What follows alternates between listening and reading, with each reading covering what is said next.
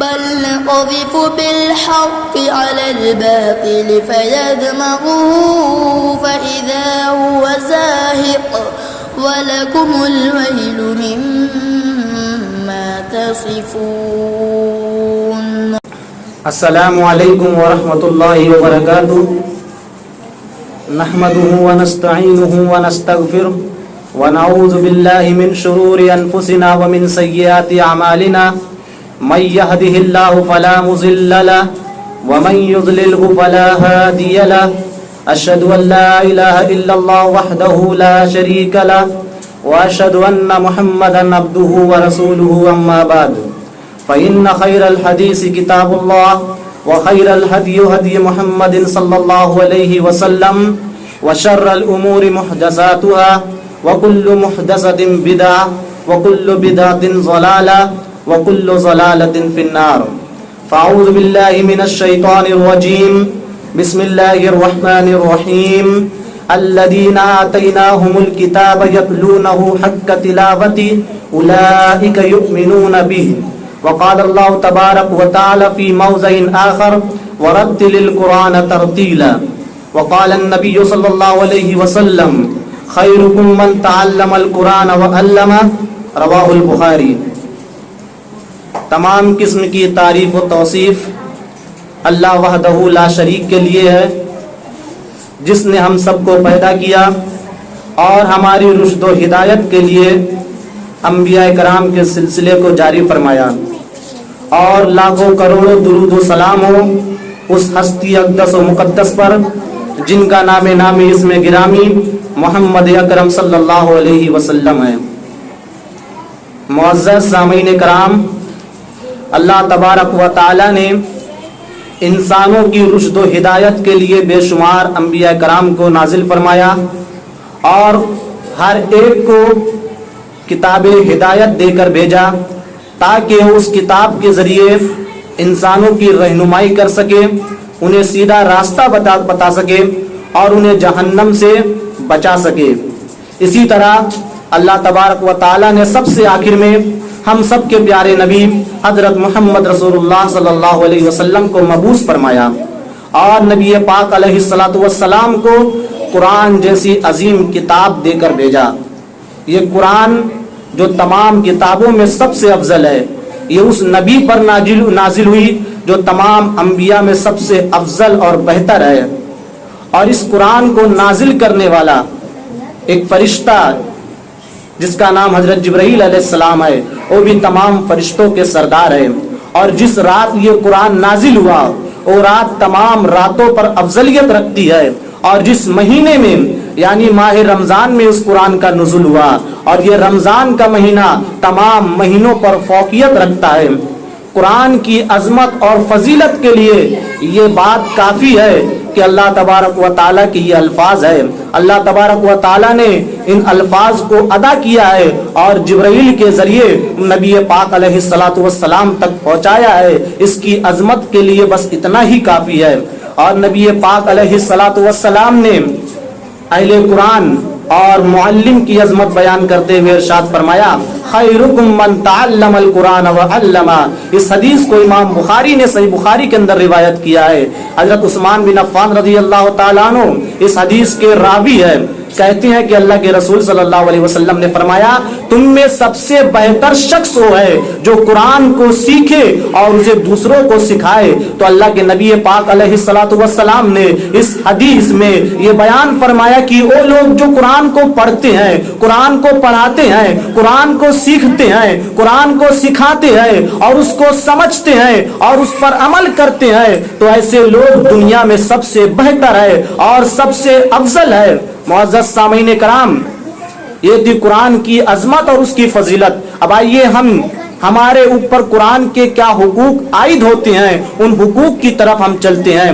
قرآن کا سب سے پہلا حق مسلمان کے اوپر یہ ہے کہ ہر مسلمان پر واجب ہے کہ وہ زبان سے اقرار کرے اور دل سے تصدیق کرے کہ یہ قرآن مجید اللہ تبارک و تعالیٰ کا کلام ہے، جسے اللہ تبارک و تعالیٰ نے جبرائیل علیہ السلام کے ذریعے نبی پاک علیہ السلام تک نازل کیا۔ قرآن مجید کا دوسرا حق یہ ہے کہ اس کو پڑھا جائے اور اسے بار بار اس طرح پڑھا جائے جس طرح پڑھنے کا حق ہے۔ اللہ تبارک و تعالیٰ نے قرآن مجید میں ارشاد فرمایا الذین آتیناہم الکتاب یتلونہ حق تلاوتہ اولئک یؤمنون بہ، سورہ بقرہ آیت نمبر 121، کہ وہ لوگ جنہیں ہم نے کتاب عطا کی ہے وہ لوگ اس کی تلاوت کرتے جس طرح تلاوت کرنے کا حق ہے، یہی لوگ اس پر ایمان رکھتے ہیں۔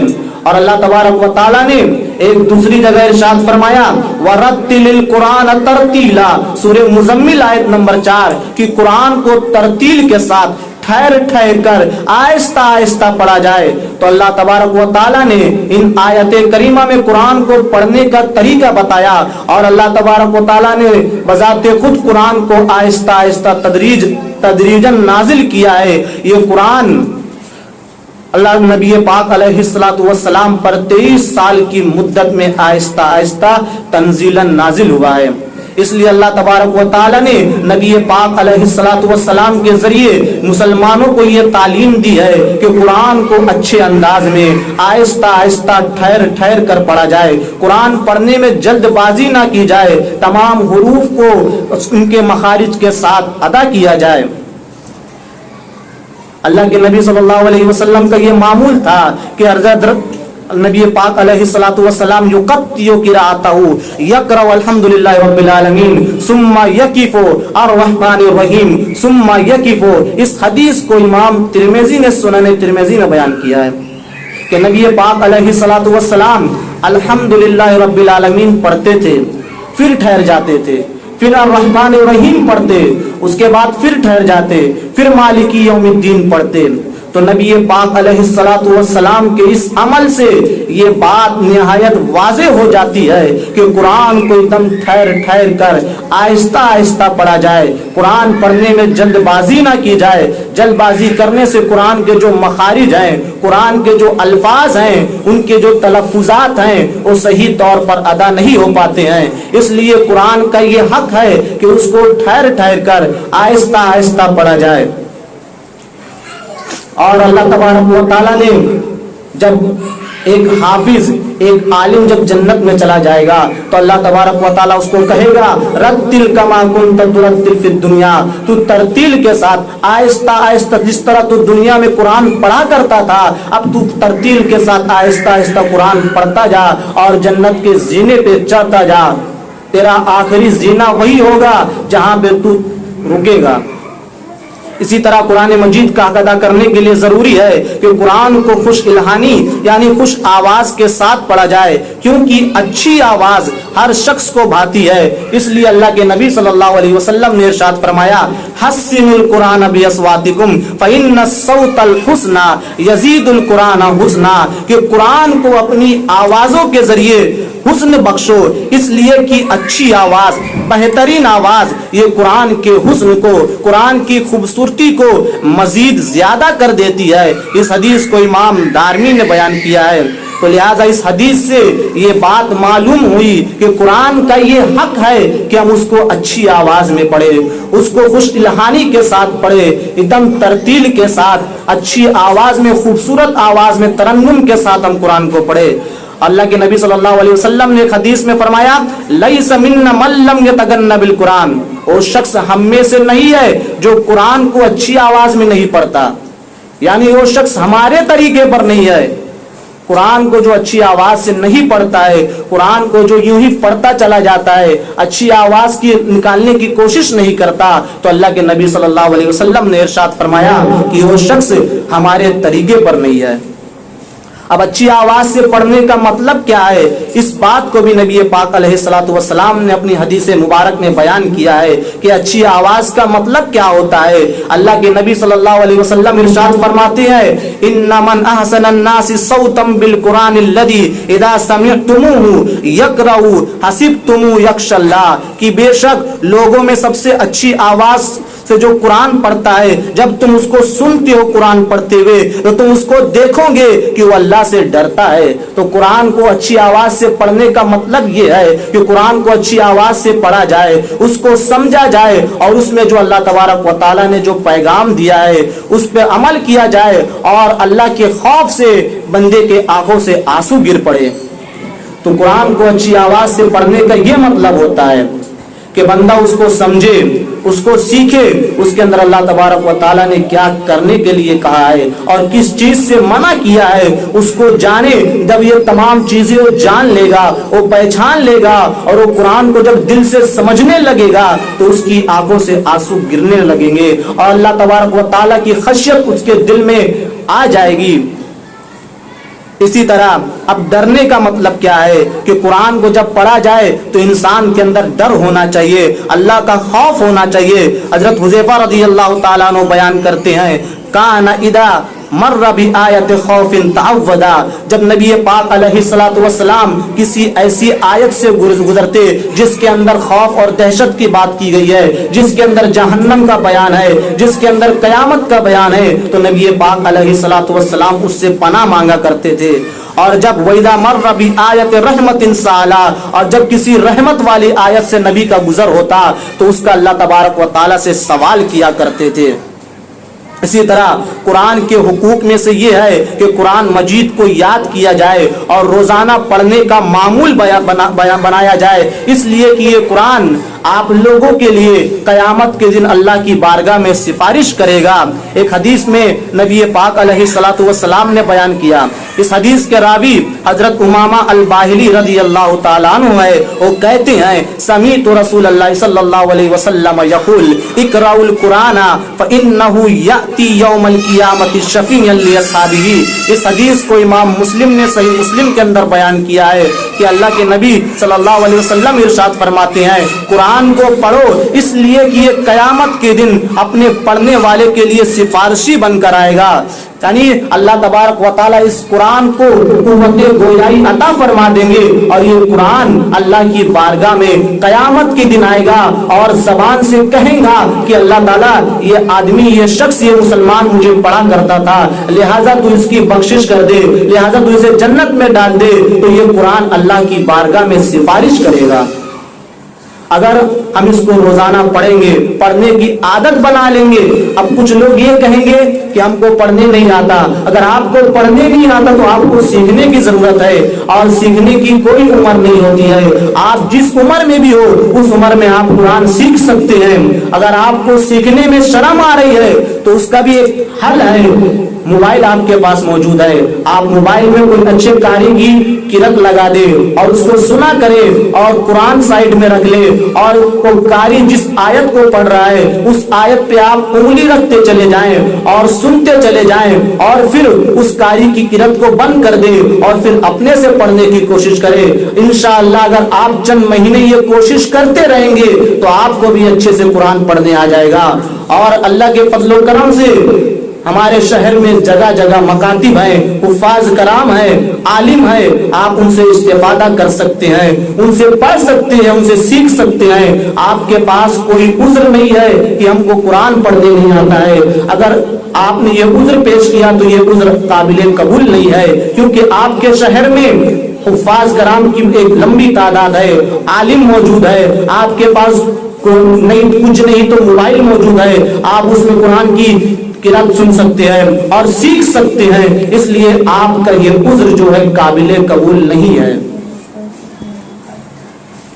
اسی طرح قرآن مجید کے حقوق میں سے یہ ہے کہ قرآن مجید کو بیزار یعنی ڈسٹرب کرنے کے لیے نہ پڑھا جائے۔ اس کا مطلب یہ ہے کہ کچھ لوگ بیٹھے ہوئے کچھ مشورہ کر رہے ہیں، کچھ میٹنگ کر رہے ہیں، یا کوئی شخص نماز پڑھ رہا ہے اور آپ جاؤ اس کے بیچ میں زور زور سے قرآن پڑھنے لگ جاؤ، تو اللہ کے نبی صلی اللہ علیہ وسلم نے اس عمل سے منع کیا ہے۔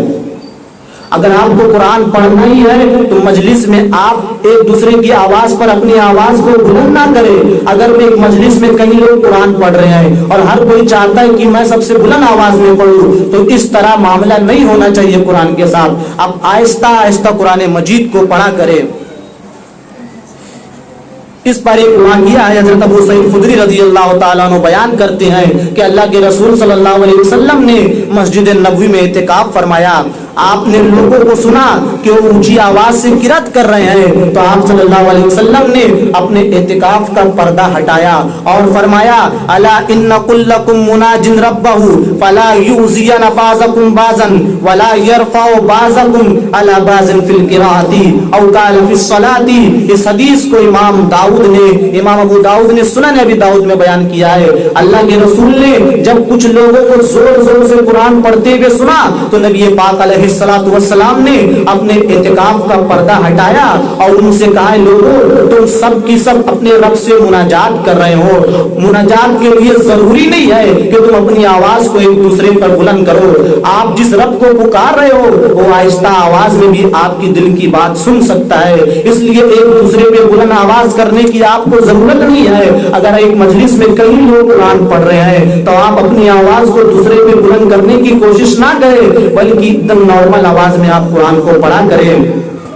اسی طرح قرآن کے حقوق میں سے ایک سب سے اہم حق یہ ہے کہ اس کو سمجھا جائے، جیسا کہ اللہ رب العالمین کا حکم ہے کتاب انزلناہ الیک مبارک لیدبروا آیاتہ ولیتذکروا اولو الالباب. سورہ صاد آیت نمبر 29 کہ اللہ تبارک و تعالی نے اللہ تبارک و تعالی نے ارشاد فرمایا یہ کتاب ایسی کتاب ہے جس کو ہم نے آپ کی طرف نازل کیا ہے اور یہ کتاب بڑی بابرکت کتاب ہے تاکہ یہ لوگ اس کی آیتوں میں غور و فکر کرے اور عقل مند لوگ اس سے نصیحت حاصل کرے. تو اللہ تبارک و تعالی نے اس قرآن کو نازل کرنے کا مقصد بتلا دیا ہے. اس قرآن کے نزول کا مقصد یہ ہے کہ آپ اس کو پڑھیں، اس کو سمجھیں اور اس سے نصیحت حاصل کریں.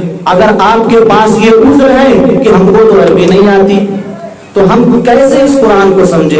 یہ قرآن تو عربی زبان میں موجود ہے اور ہماری زبان اردو ہے، ہماری زبان ہندی ہے، تو ہم اس قرآن کو کیسے سمجھیں؟ تو آپ کے پاس جو عذر ہے یہ عذر بھی قابل قبول نہیں ہے. آج کے زمانے میں ہر زبان کے اندر قرآن کا ترجمہ ہو چکا ہے. آپ کو اردو میں ترجمہ مل جائے گا، آپ کو ہندی میں ترجمہ مل جائے گا، آپ کو انگلش میں ترجمہ مل جائے گا، آپ کو مراٹھی میں ترجمہ مل جائے گا. یعنی جتنی بھی لینگویج میں اکثر لینگویج میں اس قرآن کا ترجمہ ہو چکا ہے. اس لیے آپ کے پاس کوئی عذر نہیں ہے کہ ہم قرآن کو کیسے سمجھیں. اگر آپ کے پاس یہ عذر ہے کہ قرآن کو سمجھنا بڑا مشکل کام ہے تو اللہ تبارک و تعالیٰ نے اس کا جواب بھی قرآن مجید میں دے دیا ہے کہ ہم نے قرآن کو نصیحت حاصل کرنے کے لیے آسان بنا دیا ہے. تو جو قرآن کا نازل کرنے والا ہے وہ خود کہہ رہا ہے کہ ہم نے اس قرآن کو آسان کر دیا ہے. تو آپ کون ہوتے ہو یہ فتویٰ لگانے والے کہ یہ قرآن ہماری سمجھ میں نہیں آتا، یہ قرآن مشکل ہے، جبکہ نازل کرنے والا کہہ رہا ہے کہ یہ قرآن مشکل نہیں ہے، یہ قرآن آسان ہے. بس آپ کو ہمت کرنے کی ضرورت ہے، آپ کو سمجھنے کی ضرورت ہے، آپ کو کوشش کرنے کی ضرورت ہے. ایک مثال لیجئے کہ اگر آپ کا کوئی بیٹا ہے، آپ کا کوئی بھائی ہے، وہ آپ کے دیش سے باہر کام کرتا ہے، جاب کرتا ہے، سال میں ایک مرتبہ آتا ہے اور پھر وہاں پہ رہتے ہوئے آپ کو کوئی لیٹر بھیجتا ہے، کوئی خط بھیجتا ہے اور آپ کے پاس خط آتا ہے لیکن وہ خط انگلش میں موجود ہے، آپ اس کو پڑھ نہیں سکتے یا تو پڑھ سکتے لیکن سمجھ نہیں سکتے. تو آپ کیا کرو گے؟ آپ یہی کرو گے کہ اس خط کو لے جاؤ گے اس شخص کے پاس جو انگلش سمجھتا ہے، جو انگلش پڑھنا جانتا ہے. تو آپ اس خط کو لے جاؤ گے اور اس سے کہو گے سر یہ انگلش میں کیا لکھا ہوا، میرے بیٹے نے باہر کنٹری سے کیا مجھے پیغام بھیجا ہے، کیا اس خط میں لکھا ہوا ہے. آپ اس کو سمجھنے کی کوشش کرو گے. کسی اچھے شخص کے پاس جاؤ گے جس کو انگلش آتی ہے، انگلش سمجھتی ہے.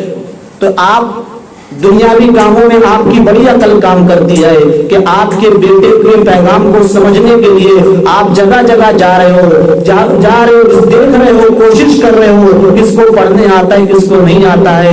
تو آپ جس کو پڑھنے آتا ہے اسے اس انگلش کو سمجھ رہے ہو. تو یہ قرآن بھی تو اللہ تعالیٰ کا ایک پیغام ہے. اس قرآن کو اللہ تبارک و تعالیٰ نے نازل کیا ہے تو کیا آپ اس کو سمجھنے کی کوشش نہیں کرتے؟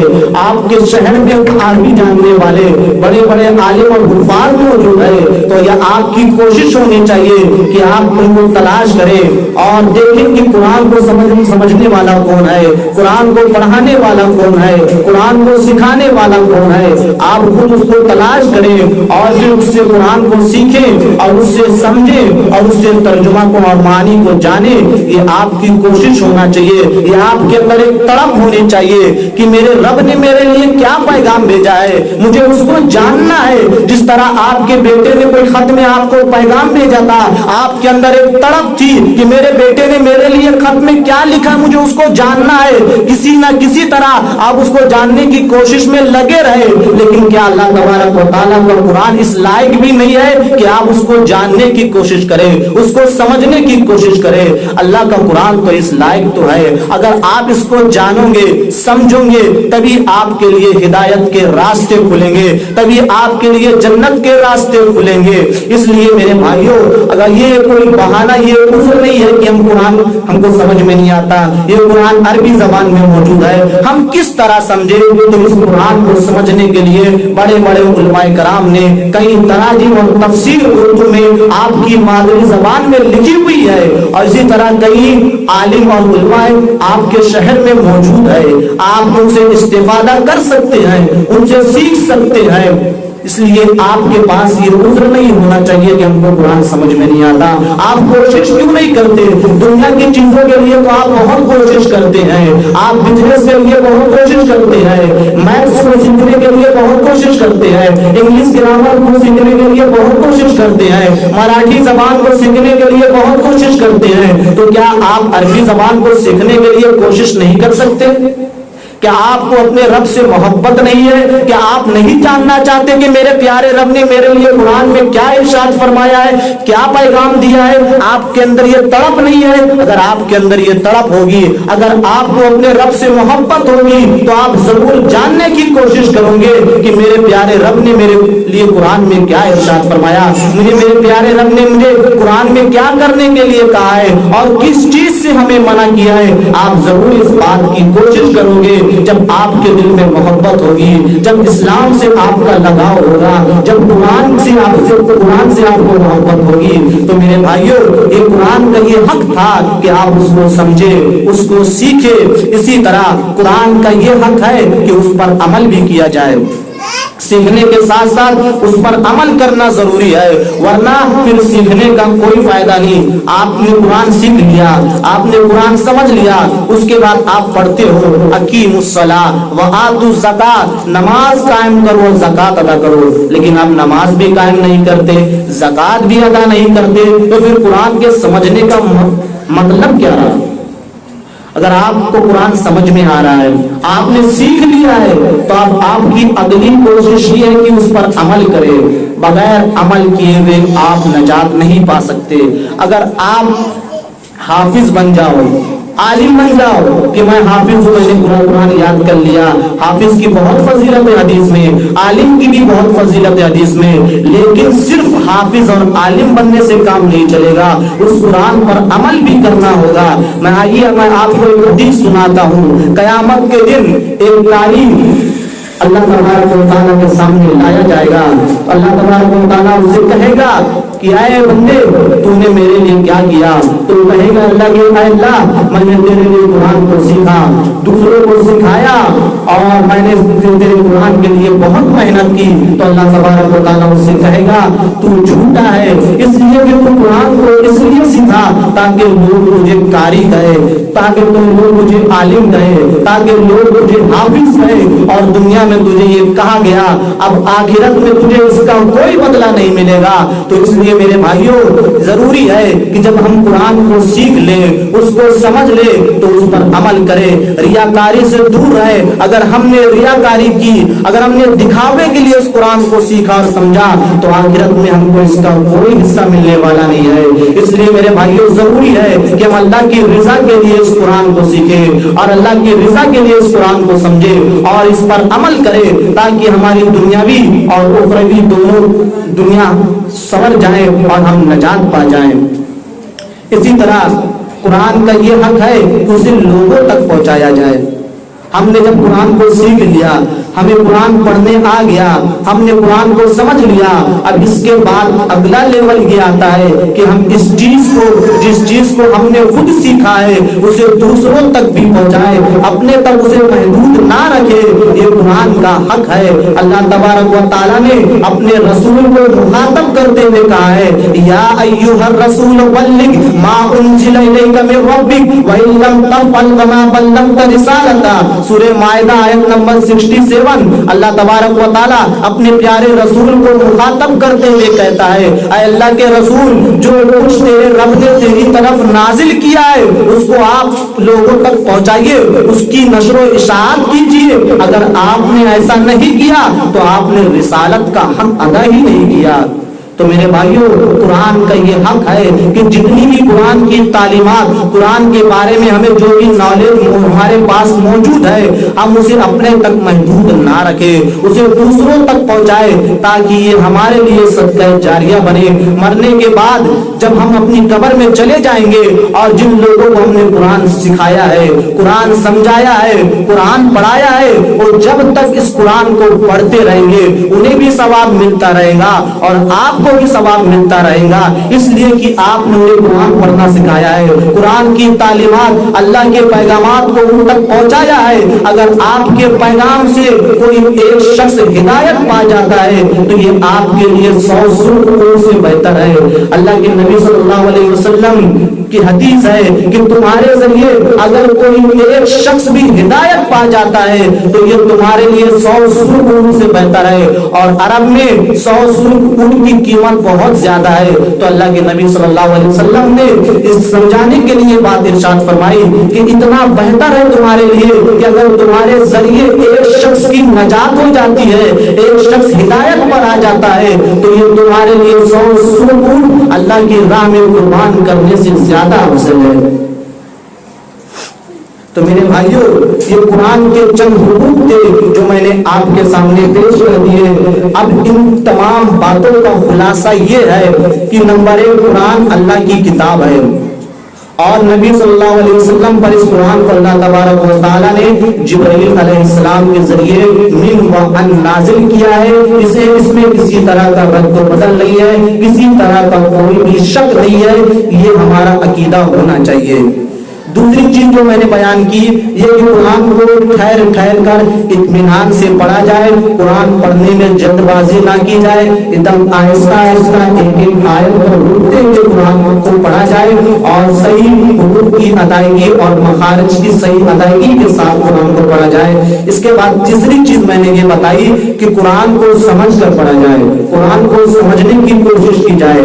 اگر آپ کے پاس یہ بہانہ ہے کہ یہ قرآن عربی زبان میں ہے تو میں نے یہ کہا کہ قرآن اگر عربی زبان میں ہے تو اس کے کئی زبان میں تراجم ہو چکے ہیں, اس کا ٹرانسلیشن کئی زبان میں ہو چکا ہے. اگر آپ اردو میں قرآن حاصل کرنا چاہتے ہیں تو آپ کو اردو میں قرآن مل جائے گا. اگر آپ ہندی میں حاصل کرنا چاہتے ہیں تو آپ کو ہندی میں قرآن مل جائے گا. اگر آپ مراٹھی اور انگلش میں قرآن کو سمجھنا چاہتے ہیں تو آپ کو ہندی اور انگلش میں بھی قرآن مل جائے گا. اگر آپ کو پڑھنا ہی نہیں آتا ہے تو آپ موبائل میں بھی قرآن سن سکتے ہیں, یا آپ کے شہر میں عالم اور حفاظ موجود ہے, آپ ان سے قرآن سیکھ سکتے ہیں, ان سے عربی زبان سیکھ سکتے ہیں, ان سے قرآن سمجھ سکتے ہیں. اس لیے آپ کے پاس یہ کوئی عذر نہیں ہے کہ ہم کو قرآن نہیں آتا, ہم کو عربی زبان نہیں آتی. اسی طرح چوتھی چیز میں نے یہ بتائی کہ قرآن حقیقت میں عمل کرنے کے لیے نازل ہوا ہے. قرآن کا رسول کا جو حقیقی مقصد ہے وہ یہ کہ آپ اس پر عمل کریں. اگر آپ نے قرآن کو سمجھ لیا, آپ نے قرآن کو سیکھ لیا, لیکن آپ نے اس پر عمل نہیں کیا تو یہ آپ کے نجات کے لیے یہ چیز کافی نہیں ہے. آپ کی نجات اسی وقت ہوگی جب آپ نے قرآن کو سیکھا ہے, آپ نے قرآن کو سمجھا ہے, پھر اس قرآن کے مطابق آپ نے عمل کیا ہے تو اسی وقت آپ کی نجات ہوگی. بغیر اعمال صالحہ کے آپ کی نجات نہیں ہو سکتی. اسی طرح چھٹی چیز میں نے یہ بتائی کہ قرآنی تعلیمات کو جو آپ نے جتنا سیکھا ہے, جو کچھ آپ نے قرآن سے حاصل کیا ہے, اسے اپنے تک محدود نہ رکھے بلکہ لوگوں تک اسے پہنچائے، اس کی نشر و اشاعت کرے۔ اس لیے کہ نبی پاک علیہ الصلوۃ والسلام نے یہ ترغیب دی ہے، بلغوا انی ولو آیا، اگر میری جانب سے ایک آیت بھی تم تک پہنچ رہی ہے تو تم اسے دوسرے لوگوں تک پہنچاؤ۔ اس لیے کہ ہماری ذمہ داری ہے کہ جو کچھ ہم نے سیکھا ہے، جو کچھ ہم نے قرآن سے سمجھا ہے، جو کچھ ہم نے جانا ہے، جتنا کچھ ہم جانتے ہیں اسے اپنے تک محدود نہ رکھیں بلکہ یہ دوسرے لوگوں تک پہنچائے۔ یہ ہمارے لیے صدقہ جاریہ ہوگا، جن تک ہم پہنچائیں گے جب تک وہ اس پہ عمل کرے گا، جب تک وہ اس کی تعلیمات پر چلے گا، جب تک وہ اس کو پڑھے گا، اس کو بھی ثواب ملتا رہے گا اور ہمارے خاتے میں بھی اللہ تبارک و تعالیٰ ثواب لکھتے رہیں گے۔ تو یہ چند گزارشات تھی، اسی چیز پر میں اپنی بات کو ختم کرتا ہوں۔ آخر میں اللہ تبارک و تعالیٰ سے دعا ہے کہ ہم تمام لوگوں کو قرآن کو سیکھنے، اس کو سمجھنے کی توفیق عطا فرمائے اور ہم تمام لوگوں کو یہ توفیق دے کہ ہم اپنے بچوں کو مکاتب اور مدارس میں ڈالیں، ان کو قرآن سکھائیں، ان کو حافظ و قاری بنائے۔ اور اسی طرح اللہ تبارک و تعالیٰ سے یہ دعا ہے کہ صرف سیکھنے اور سمجھنے پہ ہمیں محدود نہ رکھے بلکہ ہمیں عمل کرنے کی توفیق عطا فرمائے۔ وآخر دعوانا الحمد للہ رب العالمین۔ السلام علیکم ورحمۃ اللہ وبرکاتہ۔